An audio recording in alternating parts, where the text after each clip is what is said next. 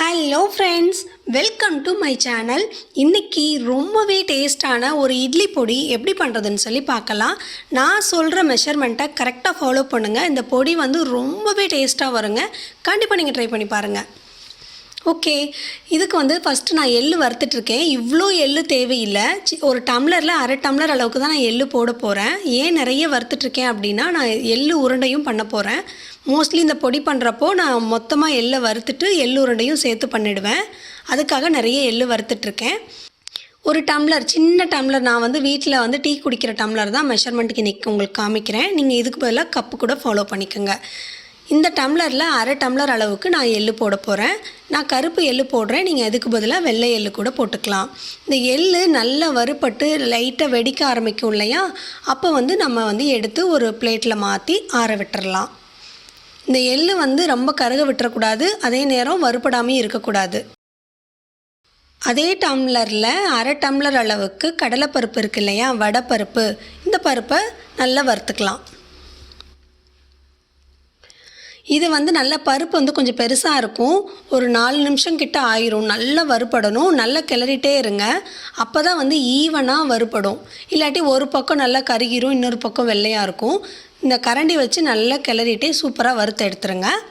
அதுக்கப்புறம் ஒரு டம்ளர் வந்து உளுந்து சேர்த்துறேன். நான் வெள்ளை உளுந்து சேர்த்துறேன். இதை வந்து நல்லா வறுத்துக்கணும். எல்லா உரங்களும் கருகிராமல் எல்லா பக்கமும் ஒரே கலர் வர்ற மாதிரி நல்லா வறுத்துக்கங்க. இங்கே பருப்பு எப்படி சூப்பராக வறுத்துருக்கோம் இல்லையா, அது மாதிரி உளுந்தையும் நல்லா வறுத்து எடுத்துக்கோங்க. மீடியம் ஃப்ளேமில் வச்சு வறுத்துக்கங்க. ஹை ஃப்ளேமில் வச்சிங்கன்னா ஒரு பக்கம் கருகிரும், இன்னொரு பக்கம் வெள்ளையாகவே இருக்கும். அந்த மாதிரி இல்லாமல் மீடியம் ஃப்ளேமில் வச்சுட்டு நல்லா வறுத்து எடுத்துக்கோங்க. சூப்பராக உளுந்து வறுபட்டுருச்சு, நல்ல மணமாக இருக்குது அது வறுபடுறப்போ.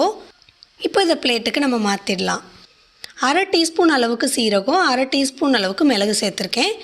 நீங்கள் உங்களுக்கு தேவையான அளவு நீங்கள் சேர்த்துக்கலாம். 1/4 டீஸ்பூன் சேர்த்தா கூட ஓகே தான், போதும் நம்மளுக்கு. இதை வந்து லைட்டாக வறுத்துட்டு எடுத்துக்கலாம். சீரகம் நல்லா உப்பி வரும். போட்ட உடனே இது வறுபட்டுரும். ஒரு 30 செகண்ட்லேயே வறுபட்டுரும், எடுத்துக்கலாம். ஒரு கைப்பிடி அளவுக்கு நம்ம கருவேப்பிலை சேர்த்துக்கலாம். நான் ஃப்ரெஷ்ஷான கருவேப்பிலை தான் சேர்த்துறேன் நான். அதனால் இது நல்ல கிறிஸ்பியாக வறுத்து எடுத்துக்கோங்க. அது அப்படியே நல்ல கிறிஸ்பியாக மாறிடும், அந்தளவுக்கு வறுத்து எடுத்துக்கோங்க. இங்கே பாருங்கள், சூப்பராக வறுபட்டுருக்குல்ல, இந்த மாதிரி வறுத்து எடுத்துக்கோங்க. அப்படியே சரியாக வறுப்படாமல் போட்டுறாதீங்க. அப்புறம் பொடி வந்து ஒரு மாதிரி பூச்சி வந்துடும் பொடியில் ஸ்டோர் பண்ணி வைக்கிறப்போ. கல் உப்பை வந்து நான் வறுத்து சேர்த்துவேன். ஏன் அப்படின்னா லைட்டாக ஈரப்பதம் இருக்கும், அதனால் வறுத்து தான் நீங்கள் சேர்த்தணும். நீங்கள் பொடி உப்பு போடுறீங்க அப்படின்னா நீங்கள் வறுக்க தேவையில்லை.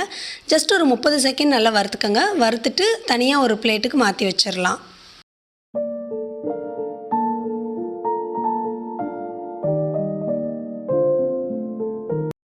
ஒரு டீஸ்பூன் அளவுக்கு எண்ணெய் சேர்த்துருக்கேன். இப்போ இதில் வந்து நம்ம பெருங்காயம் சேர்த்த போகிறோம். இது ரொம்ப சாஃப்டாக இருக்கும், நம்ம பிக்கிறப்போ லேசாக அப்படியே கொலன்னு இருக்கும். இது வந்து ஒரு 3 நிமிஷம் நல்லா வறுத்துக்கோங்க. 3லேருந்து 4 நிமிஷம் அது வந்து இந்த எண்ணெயில் நல்லா வறுத்துருங்க. நல்ல கெட்டியாக மாறிடும், அந்த அளவுக்கு வறுத்துக்குங்க.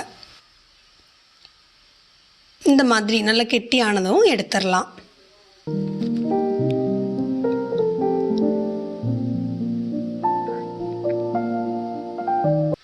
அடுத்ததாக வந்து நான் மிளகாய் வந்து காஷ்மீரி மிளகாய் இருக்கு இல்லையா, அது வந்து 6 மிளகாய் சேர்த்துறேன். இந்த மிளகாய் எதுக்கு சேர்த்துறோன்னா நல்ல கலர் கொடுக்கும், பொடி பார்க்க சூப்பராக இருக்கும். அதுக்காக தான். நம்ம வீட்டுக்கு யூஸ் பண்ணுற மிளகாய் நான் 2 சேர்த்துருக்கேன். எனக்கு வந்து இந்த பொடி வந்து பாப்பா சாப்பிடுவா, அதனால் நான் காரம் கம்மியாக பண்ணுறேன். நீங்கள் காரமாக சாப்பிடுவீங்கன்னா நம்ம வீட்டுக்கு யூஸ் பண்ணுற மிளகாய் இன்னும் கூட 2 எக்ஸ்ட்ரா சேர்த்துக்கோங்க. இதை லைட்டாக வறுத்துட்டு நம்ம எடுத்துடலாம்.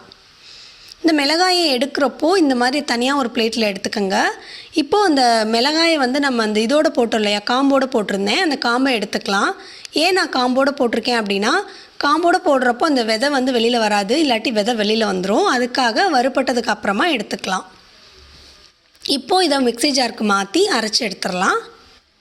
சூப்பராக அரைச்சாச்சு இல்லையா, பார்க்கவே கலர்ஃபுல்லாக இருக்குல்ல. இன்னும் நேரில் வந்து இன்னும் டார்க்காக இருந்தது, வீடியோவில் கொஞ்சம் கலர் கம்மியாக தான் விழுந்திருக்கு. இப்போ மீதி இருக்கிற பருப்புகள்லாம் உள்ளே போட்டு அரைச்சிக்கலாம். கூடவே தேவையான அளவு உப்பும் சேர்த்து அரைச்சி முடிச்சிட்டோம். இப்போ நம்ம வச்சுருக்க எள்ளு, அரை டம்ளர் எள்ளு போட்டுக்கலாம். இது எல்லாமே நம்ம அரைக்கிறப்போ நல்லா ஆறுனதுக்கப்புறம் தான் அரைக்கணும்.